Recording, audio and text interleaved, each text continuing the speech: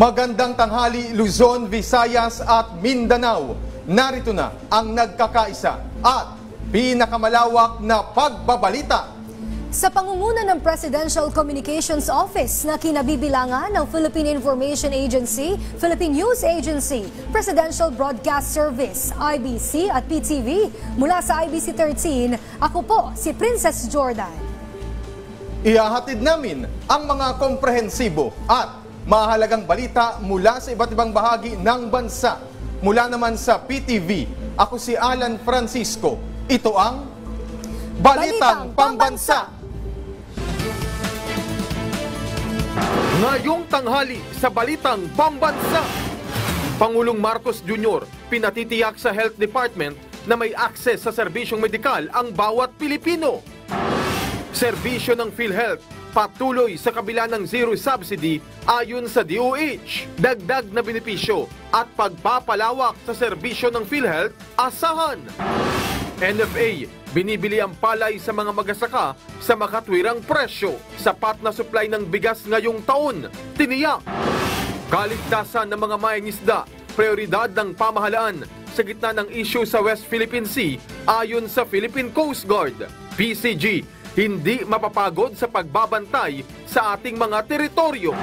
Pangulong Marcos Jr., tiwalang mananatili ang matatag na ugnayan ng Pilipinas at Estados Unidos sa kabila ng pagbabago ng liderato sa Amerika. Pangulong Marcos at US Vice President Kamala Harris nagkausap sa telepono. At higit 2.8 trillion pesos na collection target noong 2024 nakamit ng Bureau of Internal Revenue matapos ang 2 dekada. Una sa ating mga balita, nais ni Pangulong Ferdinand R. Marcos Jr. na matiyak na may access sa serbisyong medikal ang bawat Pilipino. Kaya sa pulong kasamang Health Department, naging malinaw ang direktiba ng punong ehekutibo na hindi dapat matigil ang mga serbisyo ng PhilHealth sa kabila ng zero subsidy sa state-owned health insurer. Hinikayat ng Presidente ang DOH na baguhin ang focus ng ahensya mula sa paggamot patungong pag-iwas sa sakit. Binigyang diin din ng Pangulo ang kahalagahan ng pag-digitalize ng DOH para mapabuti ang paghatid ng serbisyo sa mga Pilipino.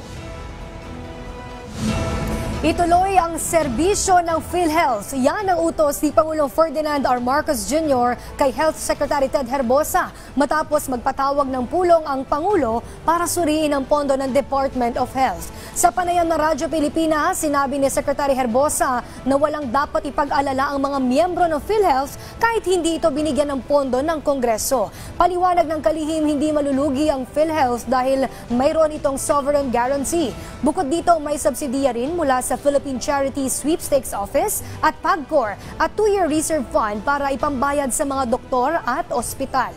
Pagtitiyak pa ni Secretary Herbosa, itataas pa nila ang benepisyo ng PhilHealth kasabay ng pagpapalawak ng serbisyo nito.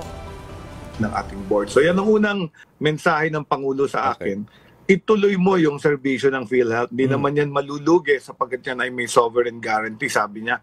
Yan ay hindi pababayaan ng pamahalaan. Kung yan ay mangangailangan ng additional pondo.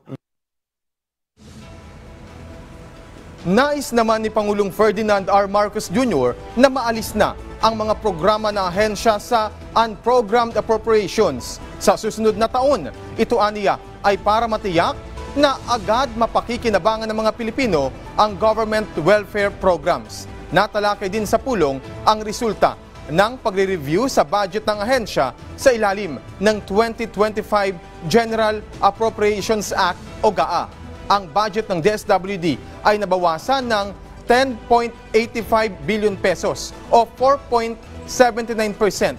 Kaya mula sa higit 226.67 billion pesos sa ilalim ng 2025 National Expenditure Program, higit 215.82 billion pesos lamang ang naaprubahan sa 2025 GAA. Umirit naman ang DSWD ng 41.8 billion pesos na dagdag pondo mula sa unprogrammed appropriations para matustusan ang Pantawid Pamilyang Pilipino Program o 4Ps mula Agosto hanggang Disyembre ng 2025.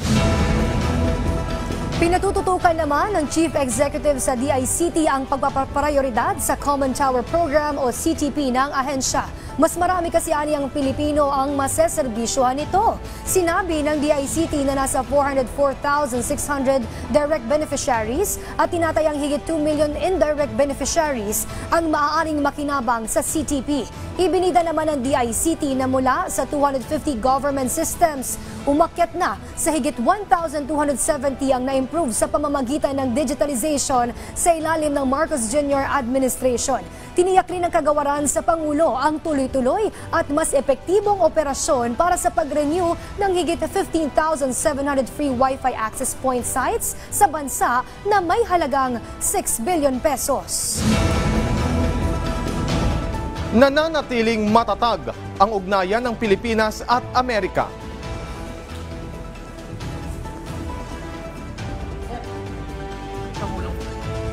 Sa phone call ni Pangulong Ferdinand R. Marcos Jr., binigyang diin ni US Vice President Kamala Harris ang importansya ng patuloy na suporta ng US sa Pilipinas, partikular sa issue sa West Philippine Sea.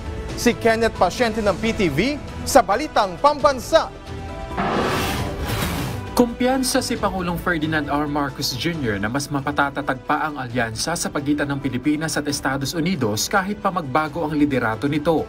Ipinunto yan ng Pangulo sa naging pag-uusap nila ni US Vice President Kamala Harris sa pamamagitan ng phone call. Kabilang sa ipinunto ng Pangulo na mahalagang progresong nakamit sa bilateral relations nito sa US ay ang ekonomiya, diplomasya, depensa at seguridad. Mahalagaan niyang pundasyon ito kaya naniniwala ang Chief Executive na mapapalago pa ito sa pamamagitan ng pagpapalakas ng ugnayan ng dalawang bansa na magreresulta sa pagtataguyod sa magkaparehong prinsipyo nito, lalo na sa usapin ng international law. Binigyang diin naman ni Harris ang kahalagahan ng patuloy na suporta ng US sa Pilipinas, lalo na sa patuloy na agresyon ng China sa West Philippine Sea. Inalala rin nito ang kanyang pagbisita sa Pilipinas na nagpatibay anya ng determinasyon ng US na suportahan ng bansa sa aspeto ng seguridad at kasaganaan. Ipinunto rin niya na suportado ng US Congress na mas mapalakas pa ang relasyon ng Estados Unidos at Pilipinas, lalo na sa seguridad, paglago ng ekonomiya, gayon din ng people-to-people relations. Bagay na kinilala naman ng punong ehekutibo kasabay ang pagpapasalamat kay Harris at sa mga hakbang ng US government para maipagpatuloy ang magandang relasyon ng dalawang bansa. Binigyang diin din niya ang naging papel ng Amerika para baguhin ang sitwasyon, hindi lamang sa South China Sea, kundi pati na sa Indo-Pacific region. Ang tawag sa pagitan ni Harris at Pangulong Marcos Jr. ay naganap ilang araw lamang matapos ang trilateral phone conversation kasama sina US President Joe Biden at Japanese Prime Minister Ishiba Shigeru. Bagay na ayon kay Harris ay mahalaga dahil sa pamamagitan anya ng trilateral cooperation sa pagitan ng Pilipinas, US at Japan ay mas mapapalalim pa ang economic cooperation at mas mapagtitibay ang supply chain maging ang seguridad sa rehiyon. Ang US ang pinakamatagal at nag-iisang treaty ally ng Pilipinas. Ang bilateral defense at seguridad ang pangunahing haligi ng ugnayan ng dalawang bansa na patuloy na isinasagawa sa ilalim ng Mutual Defense Treaty, Visiting Forces Agreement, Enhanced Defense Cooperation Agreement at iba pang bilateral agreements. Mula PTV, Kenneth Pasyente, Balitang Pambansa. Nakipagpulong si Pangulong Ferdinand R. Marcos Jr. kay Indian Minister of State for External Affairs Pabitra Margherita. Dito ipinahayag ng dalawang lider ang pagpapaigting ng ugnayan ng dalawang bansa na ipinagdiwang ang ika-75 anibersaryo ng relasyong diplomatiko nitong Nobyembre ng nakaraang taon. Itinuturing na mahalagang tagumpay ng India na ipinaabot ang paggalang sa Pilipinas. Sabi ni Pangulo Ferdinand R. Marcos Jr., sa kabila ng matibay ng dalawang bansa na pakikipag-ugnayan, mahalaga na patatagin ang alyansa at pagtutulungan ng Pilipinas at India sa harap ng mga hamon hindi lamang sa Asya kundi sa Indo-Pasifiko. Kabilang sa mga suliraning kinahaharap sa rehiyon ay ang mga banta sa seguridad, issue sa teritoryo at lumalalang climate change.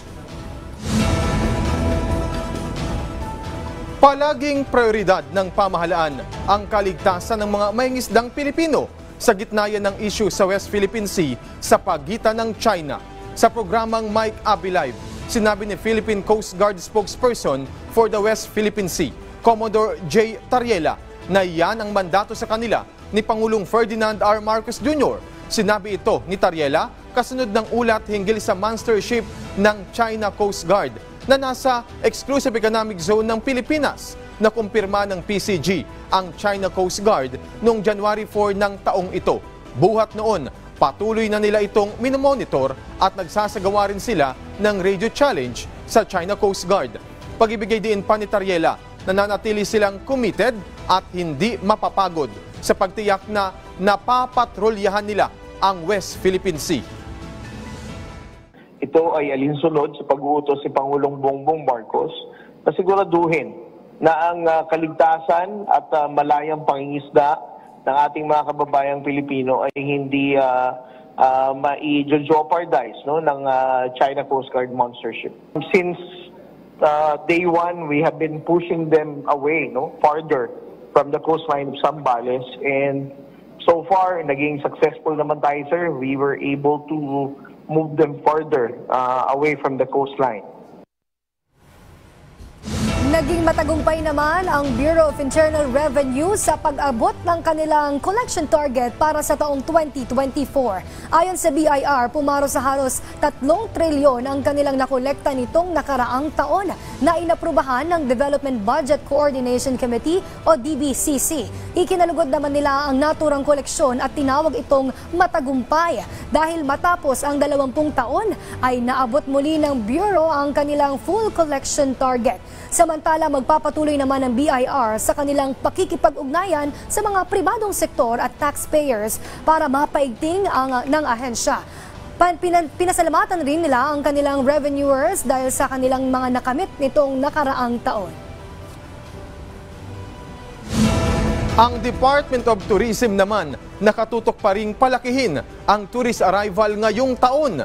Si John Lester Naguna ng PIA-NCR sa Balitang Pambansa.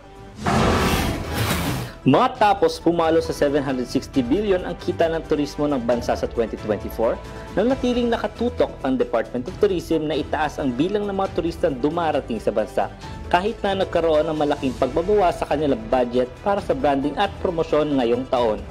Sa nakaraang briefing sa Bagong Pilipinas ngayon, sinabi ni Tourism Secretary Cristina Frasco na sa kabila ng limitadong budget, na ipatupad pa rin ng ahensya ang global campaign na Love the Philippines na umabot sa Estados Unidos, gitnang silangan, Europa at ibang bahagi ng Asia.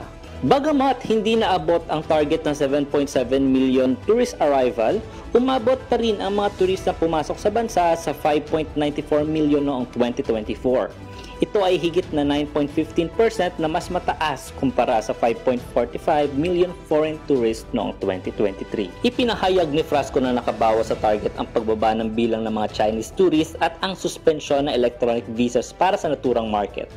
Noong katapusan ng 2024, higit 300,000 Chinese nationals na lamang ang bumisita sa bansa, kumpara sa 1.74 Chinese national tourists bago ang pandemya noong 2019. Ipinakita naman ng datos ng DOT ang paglago ng turismo sa bansa. Lumagpas na ito sa bilang bago ang COVID-19 pandemic. Mula sa Philippine Information Agency National Capital Region, John Lester Naguna, Balitang Pambansa. Back to zero o mag-uumpisa muli ang Commission on Elections o COMELEC sa pag-iimprinta ng mga balota. Ito ay matapos maglabas ng temporary restraining order ang Korte Suprema sa 5 kandidatong dinisqualify at idineklarang nuisance. Si Luisa Erispe ng PTV sa Balitang Pambansa. Tigil muna pansamantala ang Commission on Elections sa pag-iimprinta ng mga balota na gagamitin para sa 2025 national at local elections. Ito ay makaraang maglabas ng temporary restraining order ang Korte Suprema na pabor sa ilang petitioners na nauna nang na-disqualify at nakansela ang COC ng COMELEC. Dahil naman dito, inanunsyo ng COMELEC na back to zero sila sa pag-iimprinta ng mga balota para madagdag ang pangalan ng 5 kandidato. Ang 6 na milyong na unang naimprentang balota, sisirain na ng COMELEC. More or less, mga 6 na milyon po na balota yung naimprenta natin. At the same time, Pinag-utos po kaagad natin na baguhin yung election management system. Tinataya namang nasa 150 million umano ang nasayang na pondo ng komisyon dahil sa magiging pag-uulit ng pag-iimprenta ng balota. Kasama na rito ang mga pasahod sa mga nag-imprenta at iba pa. Pero sabi ng COMELEC, kapag inulit nila ang printing, sila na ang gagastos dito at labas na ang kontrata na pinirmahan sa system provider ng bansa para sa halalan. Para naman maabot pa rin ang target, posible nang gamitin ang 4 na makina ng National Printing Office. Sa bandang huli, ang COMELEC lahat nakakarga. Sa COMELEC lahat nakakarga. Kung ano man po yung gastos dito. At syempre, hindi naman pwedeng walang babayad sa NPO, libre na lang dahil na-TRO tayo. Babayaran natin ang printing services ng National Printing Office. Sa Lunes, sa January 20, target na simulan ulit ng COMELEC ang pag-iimprenta ng balota. Pero babaguhin pa ng COMELEC ang election management system at database ng mga kandidato.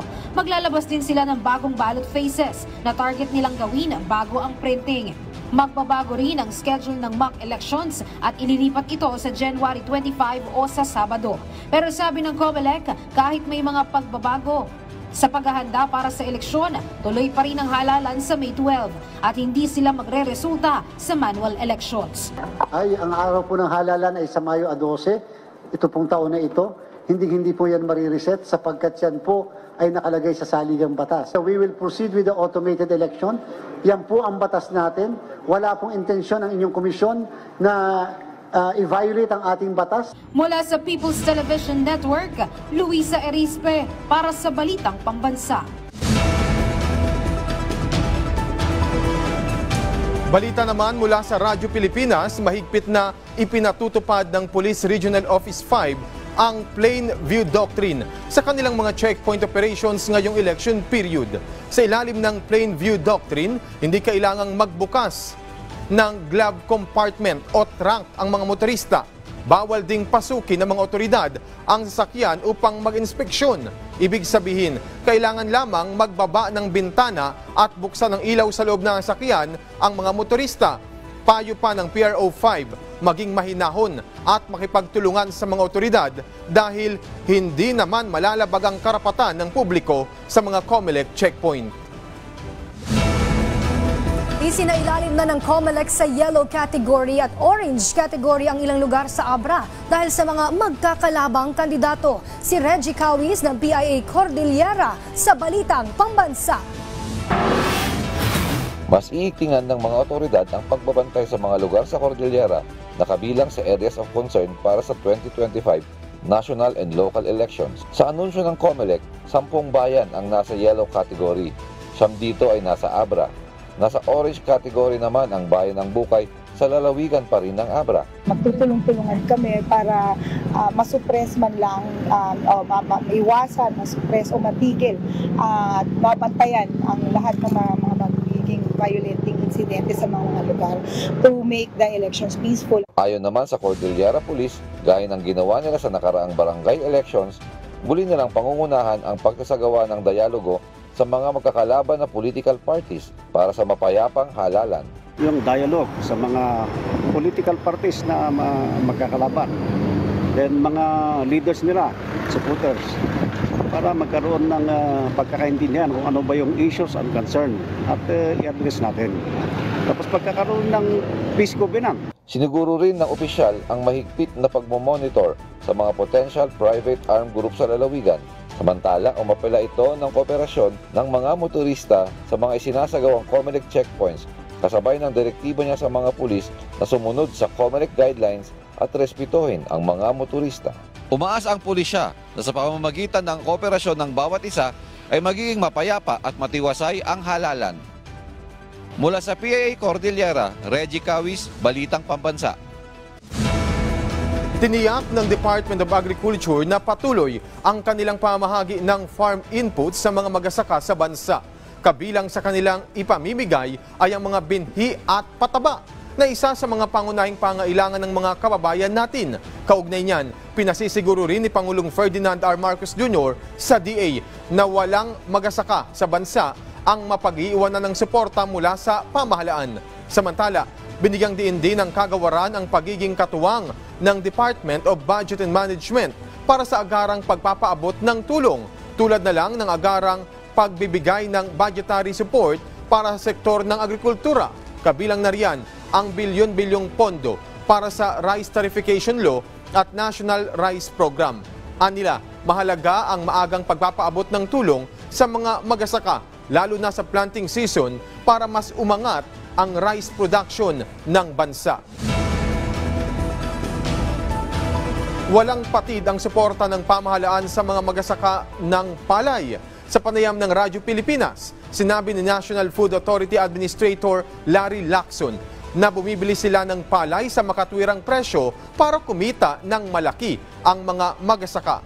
Sa katunayan, ngayong taon aniya, inumpisahan ng NFA ang pagbili ng palay sa 23 pesos per kilo.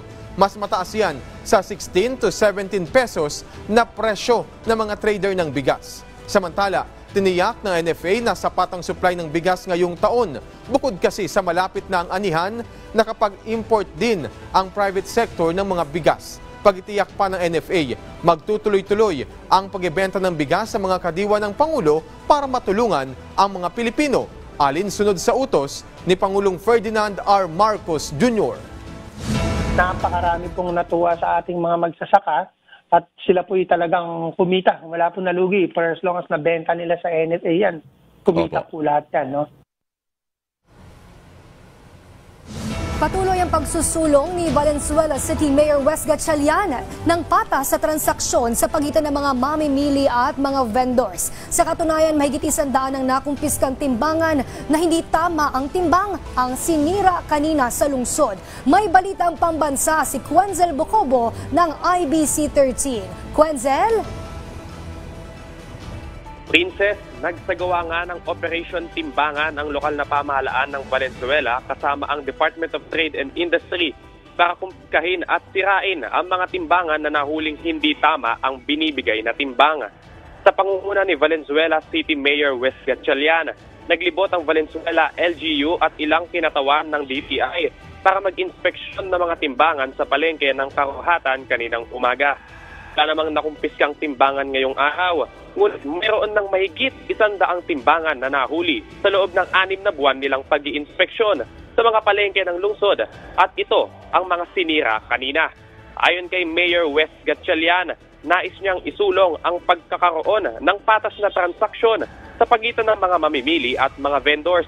Naisa sa katuparan niya ito gamit ang sinimulan niyang Timbangan ng Bayan program na siyang naglalagay ng mga official weighing scales sa mga palengke at pagkakaroon ng random inspections dito. Ang mga nahuling tindero na may depekto ang timbangan o nahuling nandadaya ay pagmumultahin ng 5 hanggang 15,000 piso. Sa pangatlong pagkakahuli naman ay maaari ng matanggalan ng business permit ang tindero. Paalala naman ng DTI sa publiko, kung may nakitang mandaraya ng timbang sa mga palengke, maaaring dumulog sa mga tanggapan ng ahensya o maging sa kanilang mayor's office dahil protektado ng batas ang karapatan ng bawat mamimili. Yan muna ang latest mula sa DTI. Princess? Maraming salamat Quenzel Bocobo ng IBC 13.